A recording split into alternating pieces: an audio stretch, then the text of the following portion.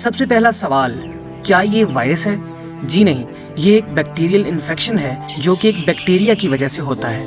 یہ بیماری بہت تیزی سے پھیلتی ہے اور خاص طور پر انڈے دینے والی مرغیاں جنہیں ہم لیئرز کہتے ہیں اور بڑے برائلرز پر حملہ کرتی ہیں۔ اگرچہ اس میں شرح اموات کم ہو سکتی ہے، لیکن یہ مرغیوں کی گروتھ روک دیتی ہے اور انڈوں کی پیداوار میں 10 سے 40% تک کمی لا سکتی ہے۔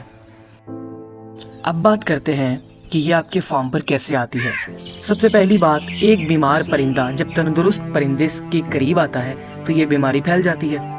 ٹھیک اسی طرح بیمار پرندے کی ناک سے نکلنے والا رطوبت جب پانی یا فیڈ میں شامل ہوتا ہے تب بھی یہ بیماری پھیلتی ہے۔ چھینکنے سے بیکٹیریا ہوا میں پھیل جاتا ہے جس سے باقی مرغیوں کو بھی نقصان پہنچتا ہے۔ اگر آپ کسی متاثرہ فارم سے ہو کر اپنے فارم میں بغیر احتیاط کے داخل ہوتے ہیں تو یہ بیکٹیریا آپ کے جوتوں یا کپڑوں کے ذریعے آ سکتا ہے۔